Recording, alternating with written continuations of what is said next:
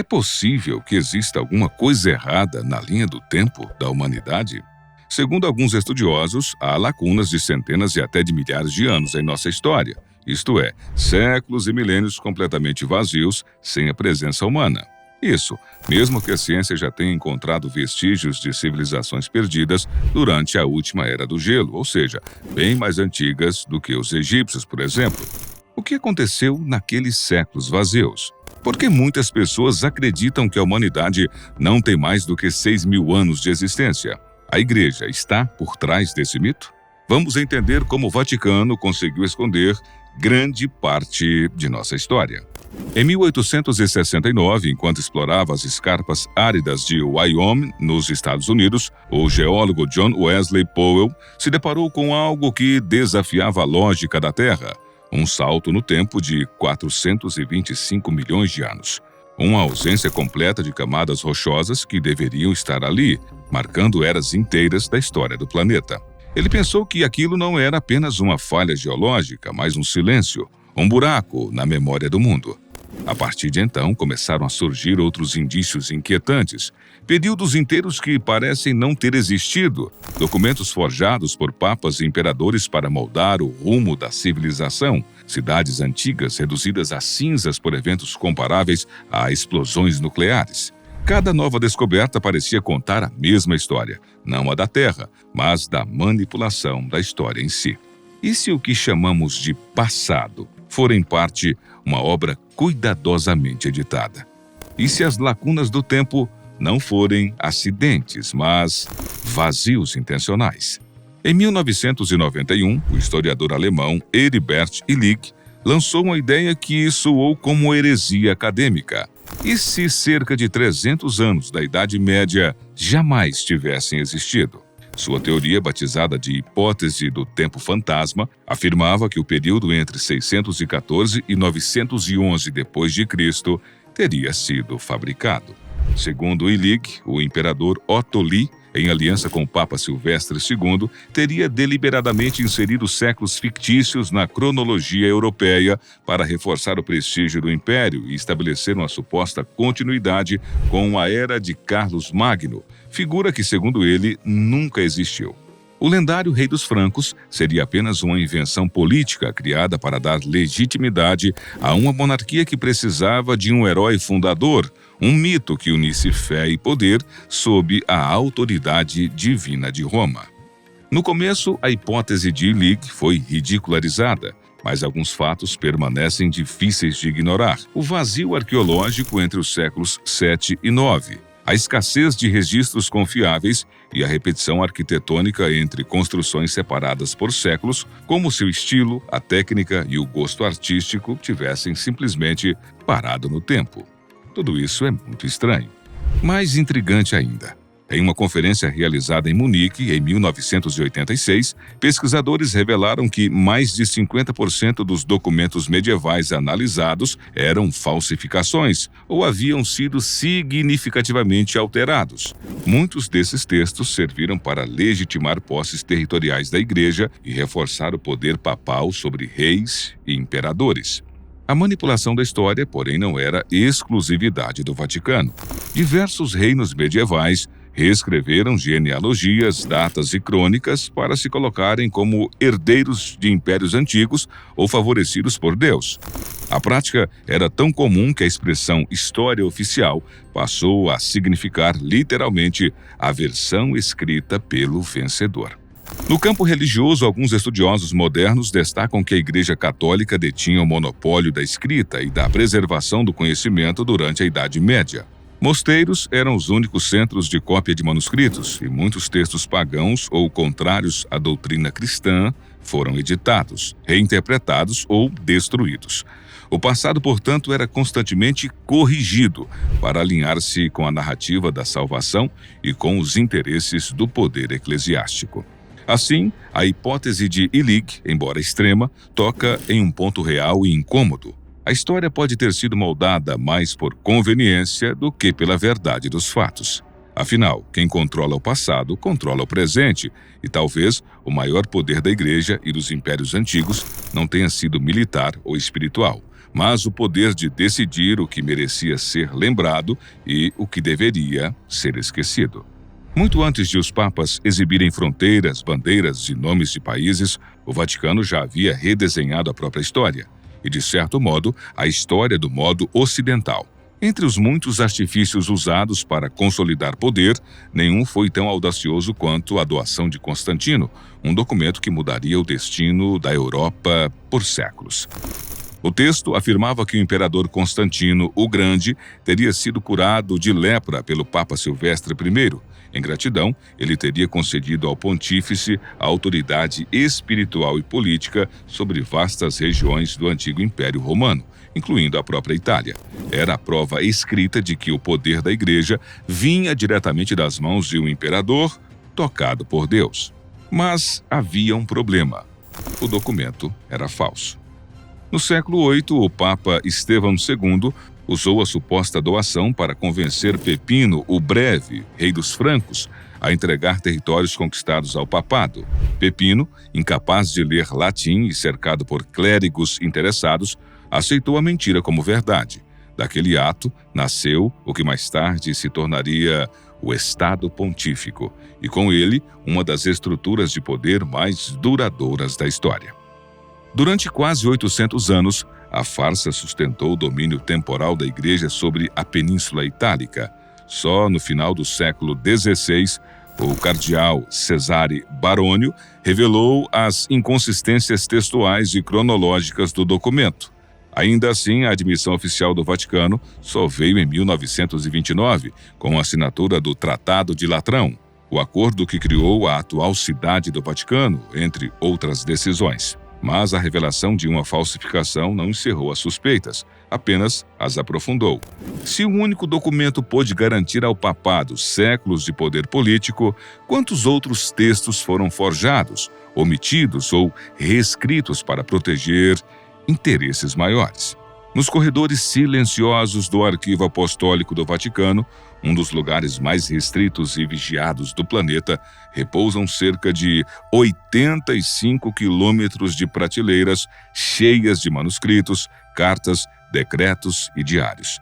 Pouquíssimos estudiosos recebem autorização para entrar lá, e mesmo eles podem consultar somente 3 documentos por vez, sob um controle rígido. Ali estão cartas de imperadores, tratados com reinos já desaparecidos, correspondências papais com figuras históricas e textos que jamais vieram a público. O que mais estaria escondido naqueles arquivos?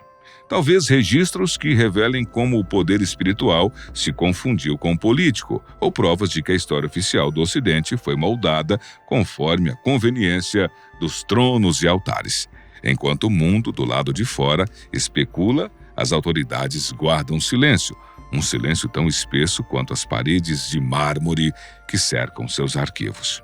No ano de 1829, o explorador inglês Charles Mason fez uma das descobertas arqueológicas mais impressionantes do século XIX, ao encontrar as ruínas de Harappa, no território que hoje pertence ao Paquistão. O que Mason viu ali desafiava tudo o que se imaginava sobre a antiguidade e o desenvolvimento das civilizações. Harappa não era apenas uma cidade velha e abandonada, era uma metrópole antiga, notavelmente avançada, com ruas traçadas com precisão geométrica, sistemas de esgoto altamente complexos e até banheiros públicos selados com resinas, uma engenharia inimaginável para uma era que antecede em milênios as grandes pirâmides egípcias. Essa civilização, a chamada Harapiana, ou civilização do Vale do Indo, floresceu aproximadamente entre 1900 a.C. e 2600 a.C., espalhando-se por uma vastidão que superava a extensão combinada do Egito e da Mesopotâmia. Suas cidades não eram apenas centros urbanos, mas eixos comerciais que mantinham relações ativas com parceiros distantes, chegando até o Golfo Pérsico e a Ásia Central.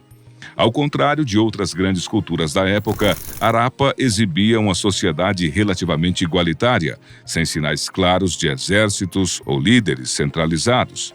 Focada no comércio, na agricultura avançada e em inovações como transporte com rodas e a fundição de metais em altas temperaturas. Mas cerca de 1300 a.C., algo inexplicável aconteceu. Harappa e suas irmãs desapareceram quase que repentinamente, como se uma força invisível tivesse apagado essa brilhante luz da história. Por séculos, aquele mistério pairou no ar, sendo um dos tópicos mais discutidos entre historiadores e arqueólogos. O que teria acontecido com um povo considerado tão avançado? Décadas depois, em 1977, o intrigante mistério ganhou contornos ainda mais enigmáticos. O pesquisador David Davenport encontrou uma cratera no sítio da cidade que não poderia ser natural. As rochas no local haviam se fundido em um material vítreo, algo só possível sob temperaturas extremas que lembram explosões nucleares modernas. O solo ao redor mostrou níveis de radioatividade 50 vezes acima do normal, um dado que parece desafiar o tempo e a razão. Textos antigos da região, como Mahabharata, mencionam explosões mais brilhantes que 10.000 sóis e relatos de sobreviventes atingidos por sintomas que hoje se associam à intoxicação por radiação. Teria uma guerra terrível, incompreensível para os nossos dias, sido travada naquele vale milenar? Quem seriam os inimigos capazes de tal destruição? E que conhecimento, talvez tecnológico e científico, foi perdido para sempre com aquela calamidade? Alguns estudiosos dizem que tais explosões podem ter sido causadas pela queda de um meteoro, porém, não há evidências científicas no local que possam comprovar essa ideia. Então, o que pode ter causado tais explosões e brilhos, se não artilharia muito bem municiadas? O problema é que a pólvora só seria inventada 2.550 anos depois na China. O que temos aqui é ainda um grande mistério. O que teria provocado as supostas explosões que arruinaram uma cidade inteira? Muito antes do navegador holandês Abel Tasman zarpar em 1642 em busca de um lendário sétimo continente, outros navegadores já falavam de uma imensa terra escondida no extremo sul do planeta, a Terra Australis Incognita, uma região tão vasta que, segundo as antigas crenças geológicas, serviria para equilibrar o peso dos continentes do norte. Entre esses visionários estava o almirante otomano Piri Reis, um cartógrafo genial que, em 1513, desenhou um dos mapas mais enigmáticos da história. Traçado em pele de gazela, o mapa de Piri Reis mostra não apenas a costa ocidental da África e a América do Sul, que, aliás, eram regiões recém-descobertas à época, mas também linhas de costa que se assemelham à Antártida, só que sem gelo. O detalhe intrigante é que o continente antártico só seria oficialmente descoberto 3 séculos depois. De onde Piri Reis tirou essas informações? Em suas anotações, ele afirma ter usado fontes antigas, inclusive mapas desenhados no tempo de Alexandre o Grande. Seriam registros de civilizações muito anteriores à nossa, e talvez de povos que realmente conheceram os limites do globo? Foi justamente isso que chamou a atenção de Tasman pouco mais de um século depois. Munido com os mapas, especialmente o de Reis, ele partiu da Holanda em busca da terra de Australis. Tasman cruzou mares inexplorados, descobriu a Tasmânia, batizada a partir do sobrenome do explorador, e a Nova Zelândia. Mas o continente do sul continuou envolto em névoas, dando origem a uma lenda. Foi somente em 2017 que a ciência confirmou que, de certo modo, Tasman e Piri Reis não estavam completamente equivocados. Geólogos identificaram sob as águas do Pacífico Sul, ao redor da Nova Zelândia, o que pode ter sido um continente agora submerso. Zelândia. Formado por uma crosta continental e não oceânica, o território afundou há cerca de 25 milhões de anos, levando consigo florestas, montanhas e possivelmente formas de vida hoje perdidas. Mas o mistério permanece. Por que um continente inteiro desapareceu? Teria sido apenas um fenômeno tectônico ou o resultado de algo muito mais drástico, talvez cósmico? E há um último detalhe que alimenta as especulações. A Ilha de Páscoa, com as suas estátuas colossais voltadas para o mar, fica exatamente na borda do que um dia foi a Zelândia. Seriam os Moais, as famosas estátuas da Ilha de Páscoa, sentinelas de um continente submerso? Talvez a terra australis de Piri Reis e o sonho de Tasmã não fossem apenas lendas, mas lembranças distantes de um mundo perdido sob as águas. Em 1965, enquanto orbitavam a Terra, astronautas norte-americanos observaram algo que parecia desafiar a lógica da geologia: um gigantesco círculo no meio do deserto do Saara, formado por camadas concêntricas de rocha, como se o solo tivesse sido moldado por uma força precisa e colossal. Batizada de estrutura de Richat, ou simplesmente olho do Saara, essa formação mede cerca de 50 quilômetros de diâmetro, tão grande que só pode ser compreendida por completo a partir do espaço. À primeira vista, parecia uma cratera de impacto ou a cicatriz de um vulcão antigo, mas nenhuma das hipóteses se encaixava adequadamente. Com o tempo, novas análises revelaram algo ainda mais surpreendente: cristais de sal marinho profundamente incrustados nas rochas. Vestígios claros de que a região já esteve coberta por águas oceânicas. Estima-se que há cerca de 12 mil anos, o local onde hoje se estende o Saara era parte de um ambiente aquático exuberante, com rios, lagos e talvez até portos naturais. A cronologia coincide com um período de cataclismos globais, o fim da última era do gelo, marcada por terremotos, erupções, mudanças abruptas no clima e o aumento repentino do nível dos mares. Enquanto alguns territórios, como a Zelândia, afundaram sob o Pacífico, outros, como o Saara, emergiram, transformando o fundo de um antigo mar em deserto. Mas há algo mais intrigante: a forma do olho do Saara. 3 anéis principais com canais radiais, montes e depressões que lembram, com precisão quase inquietante, a descrição que Platão fez da cidade de Atlântida. Ela seria formada por círculos concêntricos de terra e água alternadas, com uma ilha no centro. Coincidência? Talvez, mas o olho do Saara está localizado exatamente na Mauritânia, numa área que há milênios foi fértil e habitada. Mapas antigos, inclusive o misterioso mapa de Piri Reis, já indicavam formas circulares na mesma região, como se cartógrafos de outra era soubessem de algo que foi esquecido ao longo do tempo. Se a estrutura de Richat for mais do que um fenômeno natural, então poderíamos estar olhando não apenas para um marco geológico, mas para o túmulo de uma civilização perdida, apagada por catástrofes globais e sepultada sob as areias do tempo.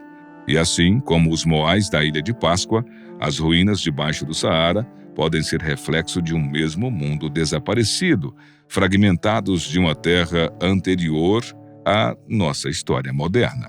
O passado nem sempre desaparece. Muitas vezes, ele parece dobrar sobre si mesmo, como um pergaminho antigo, reescrito inúmeras vezes por mãos diferentes ao longo dos séculos. Essa imagem ilustra a essência da nova cronologia, uma teoria controversa desenvolvida pelo matemático russo Anatoly Fomenko, que vai radicalmente de encontro com as bases da história tradicional. Fomenko sustenta que uma parcela significativa da nossa linha do tempo, possivelmente até 1500 anos, é fabricada, resultado de distorções, duplicações e montagens feitas por escribas e autoridades que reconstruíram o passado conforme seus próprios interesses políticos e religiosos. Para ele, muitos personagens e eventos históricos, como reis eslavos, imperadores romanos e figuras bíblicas, são versões repetidas das mesmas pessoas, remanejadas para diferentes épocas sob nomes diversos. Você concorda com isso? Um dos pontos mais controversos da teoria é a reinterpretação da cronologia da vida de Jesus Cristo. Fomenko argumenta que Jesus teria vivido não no século I, como é convenientemente aceito, mas em algum período entre os séculos XII e XV, época marcada pelo auge da autoridade da Igreja e dos monarcas europeus. Segundo ele, a história oficial do cristianismo teria sido retroativamente escrita para conferir uma legitimidade divina a governantes e papas, consolidando seu poder por meio de uma narrativa histórica construída. A abordagem de Fomenko e seu grupo consiste de uma análise matemática rigorosa, utilizando estatísticas, cálculos astronômicos e identificação de padrões repetitivos em textos históricos. Ele aponta que coincidências notórias, como eclipses e alinhamentos astronômicos citados em diferentes relatos, genealogias espelhadas e batalhas aparentemente duplicadas, indicam que a história oficial é um verdadeiro palimpsesto, isto é, um pergaminho ou papiro antigo no qual camadas anteriores foram raspadas e cobertas por novas versões, mas jamais totalmente apagadas. A comunidade acadêmica rejeitou essas ideias, rotulando-as de pseudociência. Porém, as provocações da nova cronologia mexem com perguntas fundamentais. Quem realmente escreveu a história? Durante a Idade Média, a Igreja monopolizava o acesso aos textos, controlava os escribas e até influenciava a própria noção de tempo, moldando o passado como instrumento de poder político e espiritual. Queimadas de bibliotecas, censura de cronistas e a redefinição dos calendários foram instrumentos para impor uma narrativa oficial que favorecia uma elite dominante. Nesse contexto, Fomenko destaca o quanto a memória coletiva pode ser vulnerável, pois assim, a história não é apenas o que recordamos, mas o que alguém escolheu o que deveria ser lembrado. O restante dela se perde para sempre, soterrado entre ruínas, esquecido sob oceanos de silêncio e dogmas inflexíveis. Sócrates, considerado o pai da filosofia ocidental, teve como principais atributos a busca incessante pela verdade, o questionamento crítico e o método dialógico que incentivava o autoconhecimento. Ele acreditava que o verdadeiro saber começava pelo reconhecimento da própria ignorância, sintetizado em sua famosa frase: "Só sei que nada sei". Sócrates desenvolveu o método socrático, que consiste em provocar o interlocutor por meio do diálogo, usando a ironia ou refutação para desconstruir falsas certezas, e a maiêutica, que é o diálogo como ferramenta principal, para ajudar a dar à luz o conhecimento que já está dentro de cada indivíduo.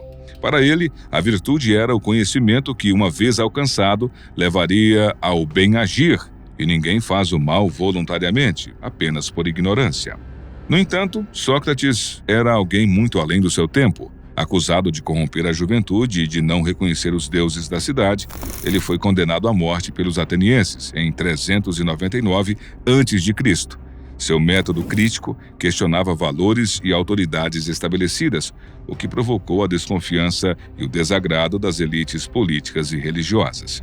O julgamento e a sentença de morte por ingestão de cicuta refletem um contexto de instabilidade política e cultural da época, que via em Sócrates uma ameaça à sua ordem social e moral.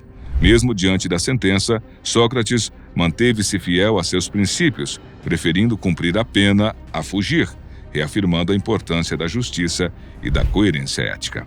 Sim, talvez tudo o que falamos hoje seria assustador e inacreditável para você. Talvez até absurdo.